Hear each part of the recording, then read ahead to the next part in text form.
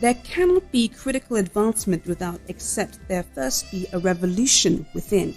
On this final segment, Olakule Soriyan makes a clarion call for an insurrection, not an armed revolution against a political system, but a mental and attitudinal revolt against the status quo and against the prejudices that threaten the expression of our very potential in today's fast-paced world of change.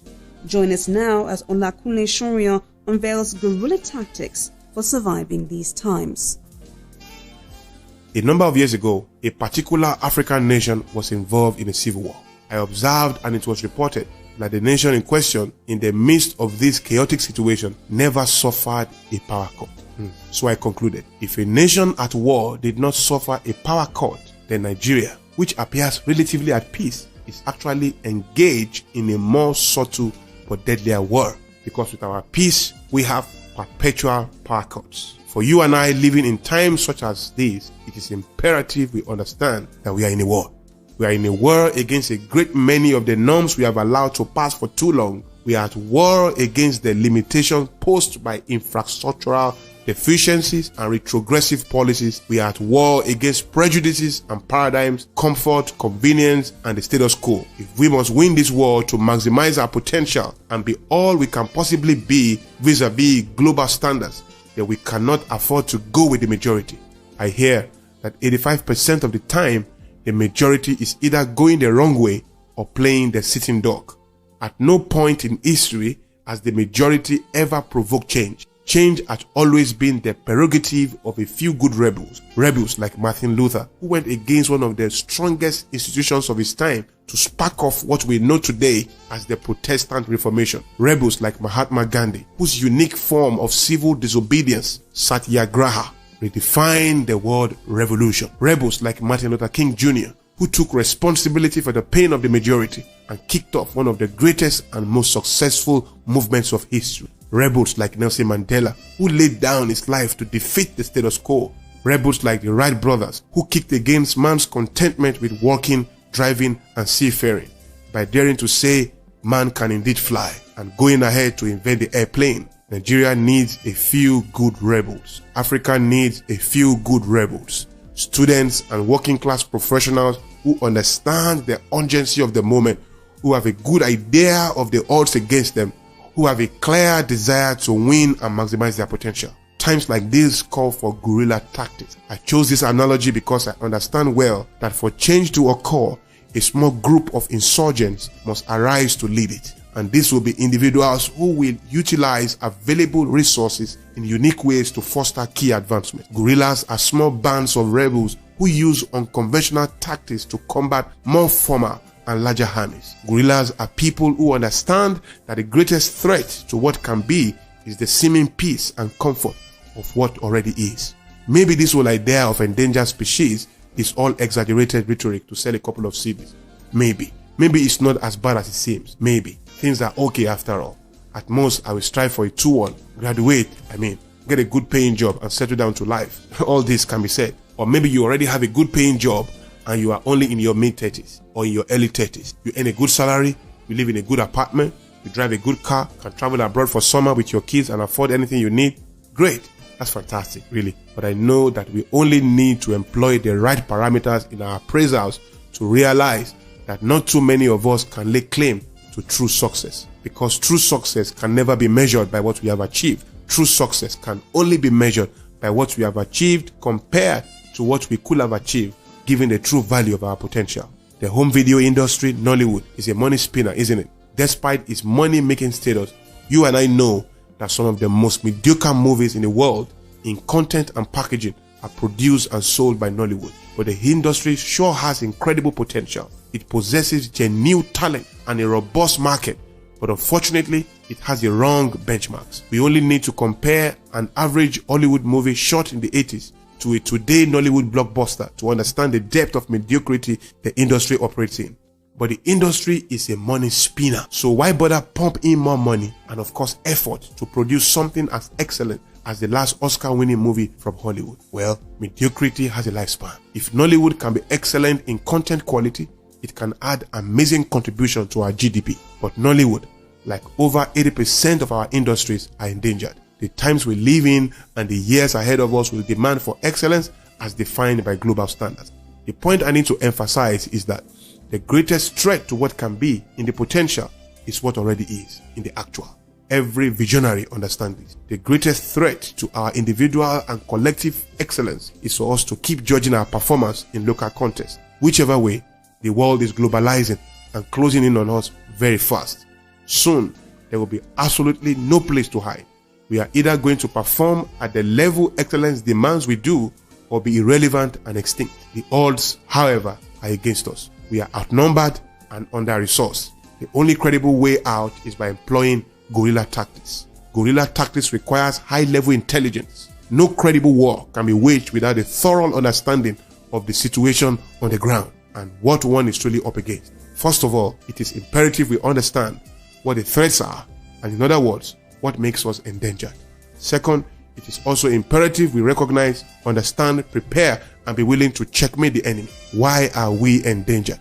And how do we survive? So number one intelligence probe is, are we truly endangered? What makes us endangered species? I'll answer that in two simple sentences. We are endangered because the resources, knowledge, skill, infrastructure, and access to key technology, resources needed to survive in today's 21st century world, are chronically deficient. Two, the people globalization is compelling us to compete with are years ahead of us in knowledge, in skill, in infrastructure, and access to key technology. The Singaporean Prime Minister demonstrated a keen awareness of the times we live in when he said, and I quote, "Globalization will force nations to reallocate resources, restructure their economies, and reorient their societies for the future." Singaporeans accept this as a given. We are remaking ourselves into a key node in the global knowledge network, securing our place under the sun. Wow, how secure is our place under the sun? When we graduate one of the least amounts of students in science and engineering the world over. When our schools lack infrastructure and our lecturers got into the profession by default. When strikes skew up our academic calendars and our curricula cannot in the least bit measure up to what obtains in more developed nations. How can we secure our place under the sun? When we cannot clearly articulate our core competence and when what we studied in school has little or no bearing on what we will practice when we get out there into the workplace. When all our corporations play second fiddle on the global scene and we lack the adequate training to place us at par with our counterparts in the same profession abroad. How can we really, in the words of the Singaporean Prime Minister, secure our place under the sun? This calls for guerrilla tactics. Here's our second intelligence probe. Why are we endangered? Who is the enemy? How do we confront and checkmate him? According to the Asian philosopher Pogo, and I quote, "We have discovered the enemy and there is us," unquote. The first enemy we must confront is the enemy within. This demands a high level of self-awareness. Strategic guerrilla warfare demands that we know the mindsets or blind spots that have the potential to limit us. There is no personal flaw in my personal character I do not have a clear idea of and a feasible plan to deal with. Every successful revolution is founded on the strength of character of the guerrillas themselves. What I have concluded over time is that very few people have a good idea of what they have become. I cannot improve or reinvent a process or personality of which I am not aware of its strength and limitations. Self-awareness in this regard, very, very key. I am a junkie of self-improvement.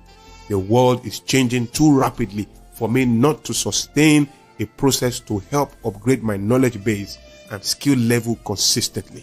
But I know I can never and I cannot do this effectively until I am aware of myself.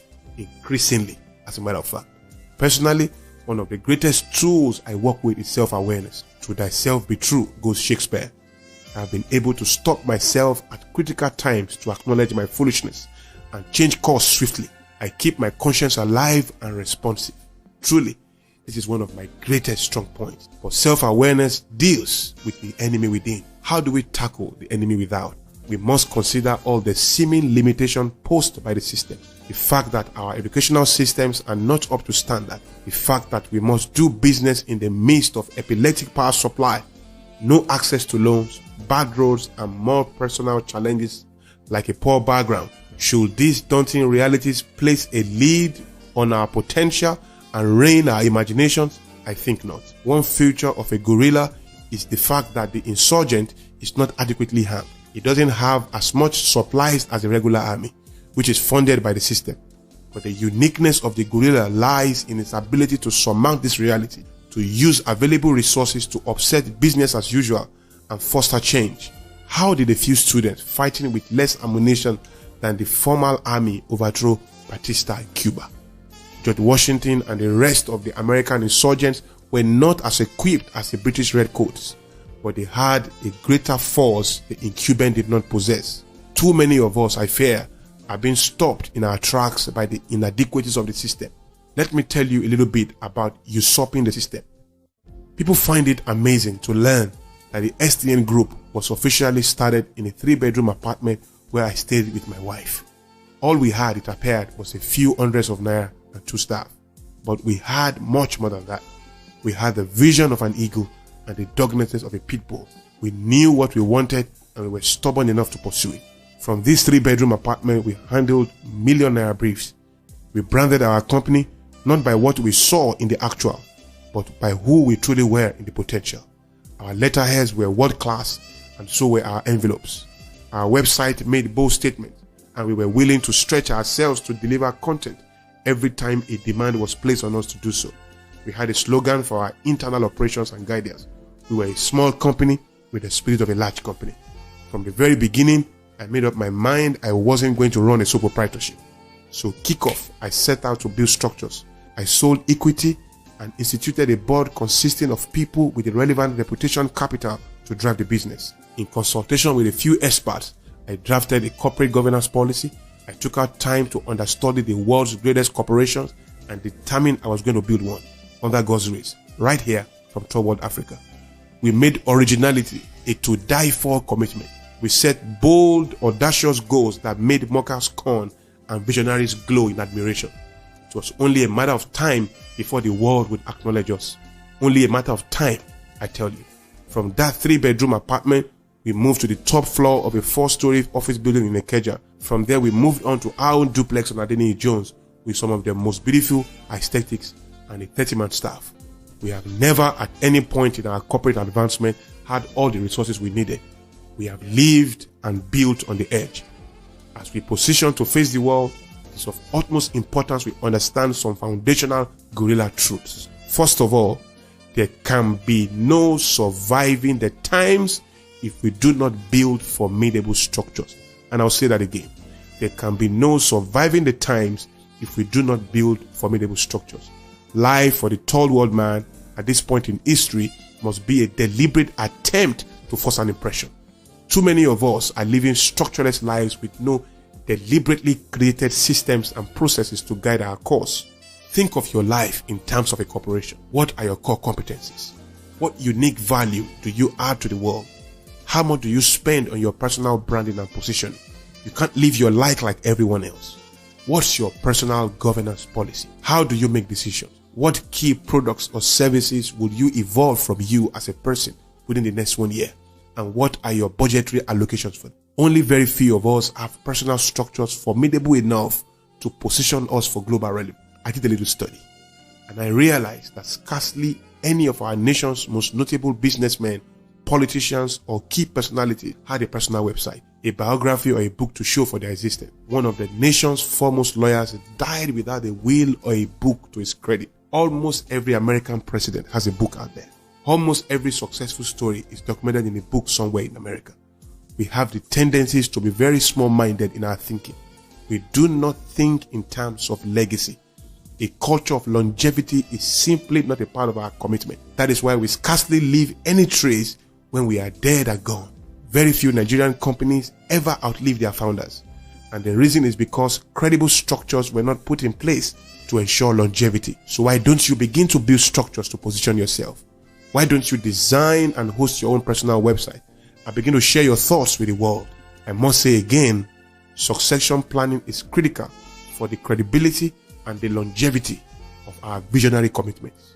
Now, once the mind can grasp and accept it, the will can make it happen against all. The very fact that the insurgent is outnumbered and out-resourced compels him to meticulously organize and script his victory plan. At this time in our history as a people, we cannot afford to leave our survival to chance. The world is closing in on us. The only way to play in the near future will be global. God help us if we are ill prepared. Preparation and planning is key for our survival. Every move must be calculated. Every resource, time, money, energy must be rightly deployed. The urgency of the situation demands we live a scripted life. Where will you be by this time in 10 years? There must be a credible balance between fun times and serious exchange. If we leave this to our nature, then the tendency is we will tilt overtly towards leisure and fun times, like too many of us are already doing. Our counterparts in the rest of the world are not resting on their oars. The Japanese have 100-year goals. The typical Japanese student goes to school 240 days a year, while the average African youngster goes 180 days or less, and is exposed to a much less rigorous curriculum. 96% of the Japanese students arrive at their first job having earned a school diploma, which is the equivalent of a 4-year degree of a Nigerian university. Japan currently has the best qualified workforce in the world. Is it any wonder then that Japan, with almost no natural resource, has become an economic miracle? Do you know that the only natural thing in Singapore is the people of Singapore? Singapore has recycled sewage water into drinking water. It's amazing. It is imperative we decide what we want and build bridges towards them. From the very first day I started a consulting firm, I knew what I wanted and where exactly I wanted to take it. And this is how I wage war through life. I understand very well the odds against me, and so I waste no time in drawing out my plans. This is one of the most critical guerrilla truths we can hold on to. However, the whole notion of building structures is founded upon the commitment to pursue a cause greater than self. This is critical. Every successful guerrilla campaign has resulted from people who had goals larger than themselves. This is why at this time we have practically no Nigerian company, but for one or two able to compete favorably globally, though we are getting there, I believe. Most of the vision and mission statements are mere rhetoric composed to disguise the vigorous profit motive of the founders. Guerilla tactics can only be employed by true visionaries. It takes long-range vision and a commitment to a cause to abandon the security of the present in pursuit of a vision that could very well be a mirage. One of the most successful insurgencies of modern times was carried out by Bill Gates. Really, how many of us will have left the security of Harvard in all its prestige in pursuit of an intangible reality? Not too many, I guess. And that is why not too many can be Bill Gates. Not too many people could summon up the nerve to jettison a fledgling law practice to take up the cause of a people against a system so strong like the apartheid regime. And not too many people can be a Nelson Mandela. Too many of us have trained to seek comfort, to seek security and convenience. This was the motivation behind our course of study. This was the motivation of our choice of jobs and line of business. Too many of us are ruled by our bellies and spurred on only by our appetites. That is why hundreds of graduates are sacrificing the value of their dreams on the altar of comfort and financial security and heading for the banks, oil and gas, and telecommunication firms. We love our comfort zones too dearly. This is what I fear the most. It is rare to find any Nigerian who is really ready to lay it all down for something bigger than him. We can never be truly happy living for ourselves and dwelling within our comfort zone. Every true revolutionary understands that true joy and fulfillment is an inner experience. Inner joy is greater than comfort and more sublime than pleasure. We have too many small-minded people pursuing small-minded endeavors. We cannot go very far this way. If we are ever going to surmount the odds stacked up against us, then we must be willing to take calculated risks towards achievable, noble endeavors. This has been one of the key tactics I have employed in navigating my way through the murky waters of life in the third world. On July 4th, 1776, in the heart of Philadelphia, 56 men took a decision that will forever change the course of history. This was no ordinary decision.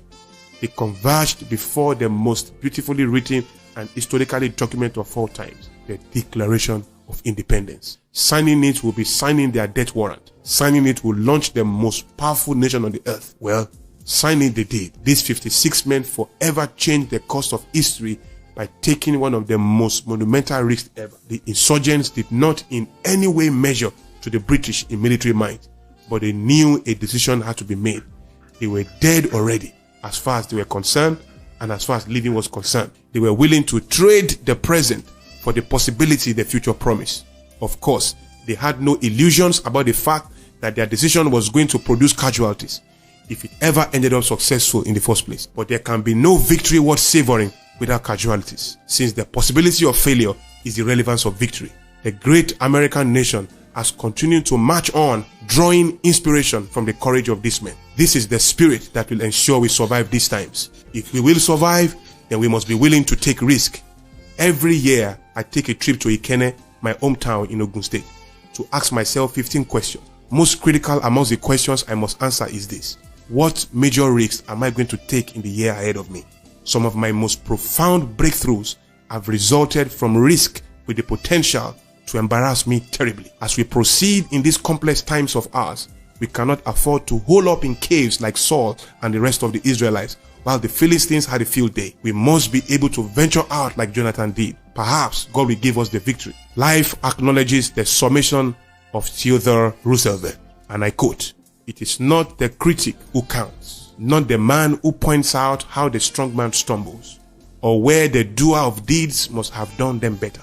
The credit belongs to the man who is actually in the arena, whose face is marred by dust and sweat and blood, who strives valiantly, who errs, who comes short again and again, because there is no effort without error and shortcoming, but who actually strives to do the deeds, who knows great enthusiasm, the great devotions, who spends himself in a worthy cause, who at the best knows in the end the triumph of higher achievement, and who at the worst, if he fails, at least fails while daring greatly, so that his place shall never be with those cold and timid souls who neither know victory nor defeat." End of quote. Endangered species have no other alternative but to dare. So what would you dare? Would every move you make be spurred on by available resources, or will you determine to force your relevance with or without adequate resources? The spirit that we win in these times is that which possesses such a quality, which believes so strongly in an idea that it risks the security of the present for the reward of the future. Looking at my life, short as it is at this time, you may be shocked by how many crazy risks I have taken, and how often and strangely I have made some of my best moves, not as much through thorough strategic planning as by trials and error.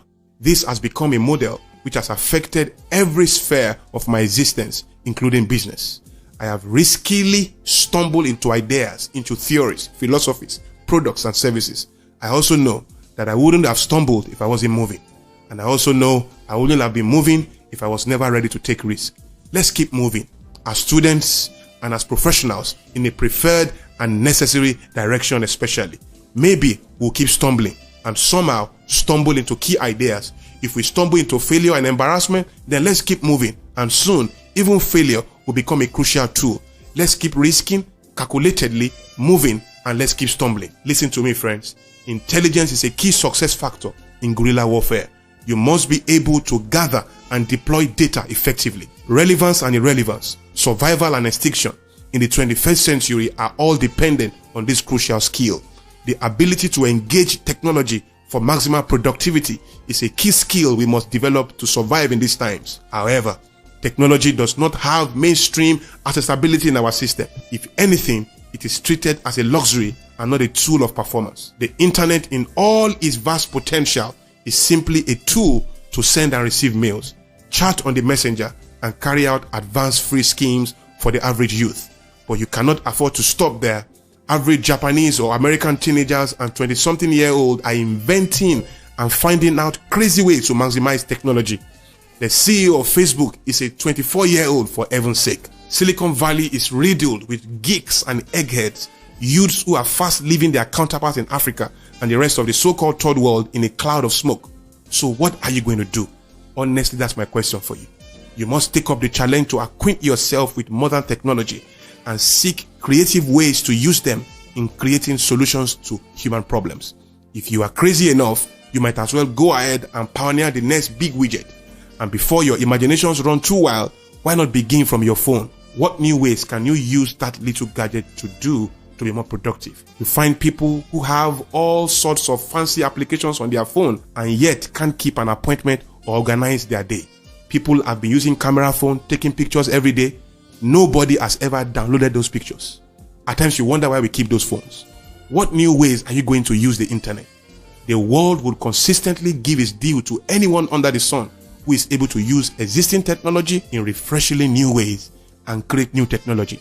In the late 1950s, Xerox commenced basic research on its first commercial copying machine, the 914. Cash-strapped and unwilling to abandon the project, the company offered its patent to IBM, who in turn got Arthur D. Little, a consulting firm, to do the market research study. Arthur D. Little, after extensive research, concluded that even if the revolutionary machine captured 100% of the market for carbon paper, lithograph, and hectograph, it still will be unable to pay back the investment required to get into the copier business. ADL went ahead to offer its clients IBM some professional advice: stay out of copiers.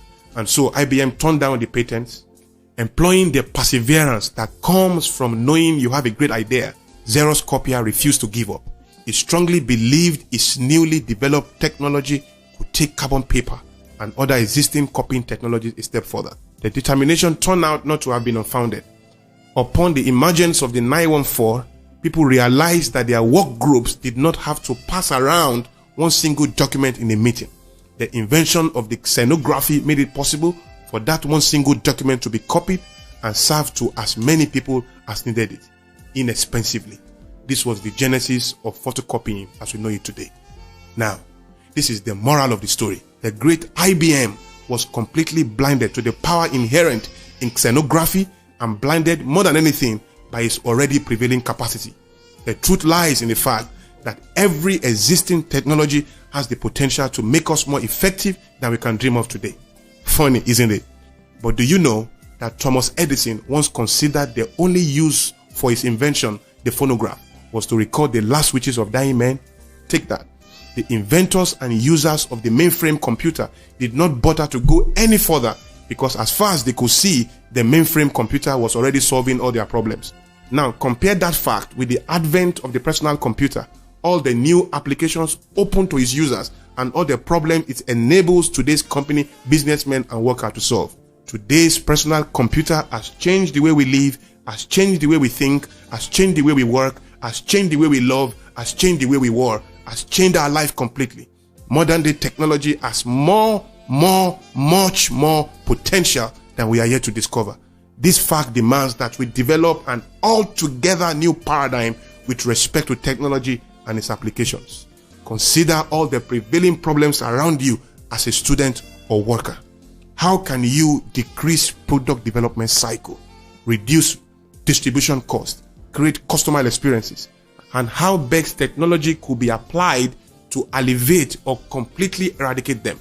By this, we develop not only the capacity to leverage innovatively on existing technology, but also preempt new technology and be in the forefront of revolutionary applications. We must constantly be looking forward for what is new on the horizon, and most times we gain a lot of insight on what lies ahead by critically screening and appraising our current working systems. Technology and work tools must be used to free ourselves from routine, repetitive tasks for greater output. We are already witnessing the death of life, the death of business and work as we know it. What is emerging is what we are creating. Those who become part of that creative process today will lead the future.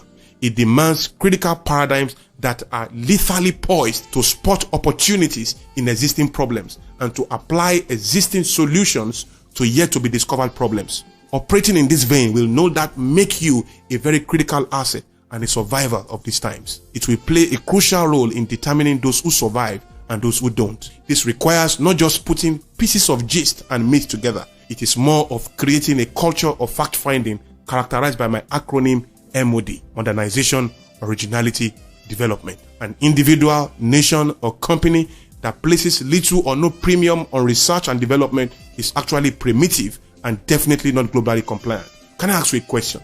What is your own personal R&D budget? Thinking and working like this helps you stay prepared with just-in-time response methodologies to rise above and take advantage of the intricacies of an increasingly unpredictable world. Also to stay ahead of the competition and in the long run to create a platform for an industry leader status. Now, no gorilla can possibly hope to survive on his own. Experienced guerrillas understand the importance of building alliances with people who are equally sick and tired of the way things are. Think about it. Fidel Castro needed Raul and Che Guevara as much as they needed him. Mandela needed Oliver Tambo and Walter Sisulu as much as they needed him. And even Bill Gates needed Paul Allen and Steve Ballmer, all dropouts at different times, as much as they did him.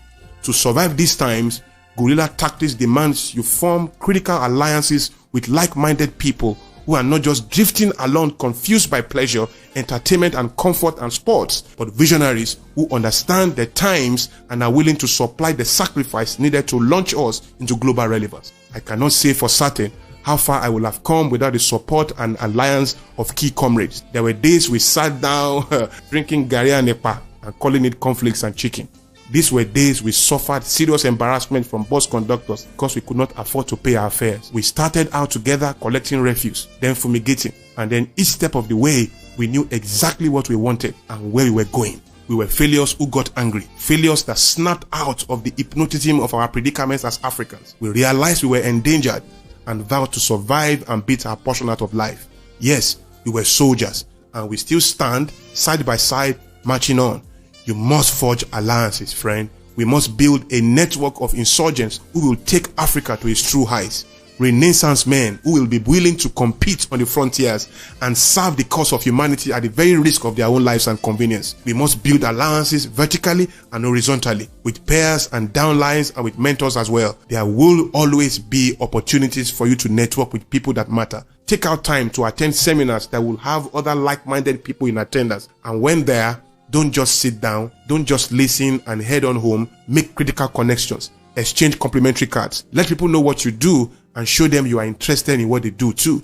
Some of these people attend your church, strike up relationships. Some live in the same building you do. You never know when you might need their input. Now, there are opportunities you seize and there are opportunities you create. Create your own networking opportunity. Invite some colleagues over for a little get-together and urge them to bring their friends who are also in league. Every man will be as relevant and as wealthy as his or her personal network. The quality of a man's personal peace, as well as the size of a man's pocket, is proportional to the quality of his personal network. So build key networks. A number of individuals write business columns in national dailies and professional journals. Why not open correspondence with them? Send them a letter. Write them. Do something. Reach beyond you to orchestrate a meeting. I teach a concept called the power of top, where top means the other person. And this is how it works. Every person has an area of influence and an area of interest. Your area of influence is that area which you have control over, or better put, that area you have something of worth to give or share. Your area of interest, on the other hand, is your area of need. Now, applying it to making critical connections vertically, there are certain people we all know who hold key positions in certain industries. We read about them in the papers, and sometimes they are featured in national dailies with their names, companies, and designations. Using the principle of the power of top, collect the names and designations of people that matter, which you come across in newspapers, in journals, in materials. Each of these people, just like you also, have an area of interest and an area of influence. They have areas in their lives they have control over and have something valuable to give, and that is their area of influence. And areas in their lives where they have needs, that is their area of interest. What you now need to do after identifying your prospect is to determine how to connect your area of influence with their area of interest to provoke a release from their area of influence to your area of interest. One area of interest many high-end professionals like the one you are trying to make a critical connection with have is the need to be acknowledged for their contributions, and they need to share their experience through mentoring, because for most of these people, they desire self-actualization more than the basic needs of food, clothing, and shelter. Your own area of interest is that you need to build critical connections and foster meaningful relationships that will bolster your career. So, what do you need to do? You need to connect your area of influence to their area of interest. What is within your area of influence that could best serve their area of interest? You have, for example, the ability to write. So you could write letters of encouragement, telling them how much you appreciate their works and their contributions to business and life in general. Go down to specific. Highlight things you have heard them talk about and projects they have been involved in. Mean it. no flattering. Send this letter by courier and wait for a response. If you don't send it by courier, the secretary may open it and may never get to the subject. Send this letter and wait for a response. If you do not get one, write again. Write and send a gift along. Nothing elaborate, maybe a tie, maybe a shirt, a packet of handkerchief, a handbag if she's a woman. Keep writing until you get a response. If you do not get a response, write and seek audience with them. In every case I have seen the power of TOP in operation, the result is always the same. The area of influence of the person seeking to make the connection, that is their ability to write in this case, connects to the area of interest of the person being reached out to, which is their desire to see that their works and accomplishments are making a difference and are actually appreciated, and their desire to have someone they can pour their wealth of knowledge and experience into. This provokes a release from their area of influence, their experience and pedigree to your own area of interest. They need to build a relationship with them. This works all the time, and it is not manipulative like some think. It is a deliberate effort to make the critical connection, recognizing the needs and the power of the other person. Guerrillas make it a key priority to seek foreign aid. In this sense, you might want to create a personal website or your blog in order to create a platform for interaction and possible collaborations with potential comrades abroad. These are great times we live in, friends, and they are equally as dangerous. In a jungle, there are no rules, just prey, predator, and a level playing field. I believe the economic and social renaissance we seek lies in the bosom of this generation. So we must brace up to this responsibility. It is critical at this point we begin to cultivate national and global awareness, because truly, how secure can you be when you are surrounded by insecurity and poverty? We must take responsibility for the state of our own individual development and also that of the nation. I do not make my summons to the majority, I make them to the few who in every nation and space take responsibility for the direction in which the majority must go. I believe you are one of them. I believe these words will not only excite you, I hope they will incite you to an insurgency, not against the political system, but against the mindsets and the attitudes that have held us bound for too long. The time to win and win on a global scale is now. I like the way Emerson puts it. If we are related, we shall meet. I believe we are, and I'm glad to have met you on this material. Let us go forth and lead.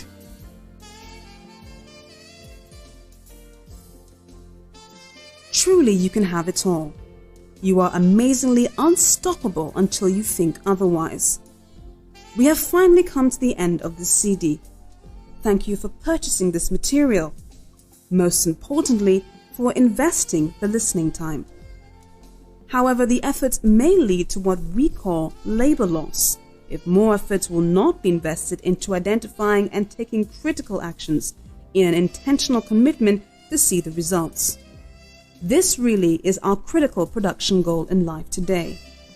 For more information on our products, training programs and services, please visit our website on www.lifetoday.net or call 234-806-1660-945 or 234-802-2409-800.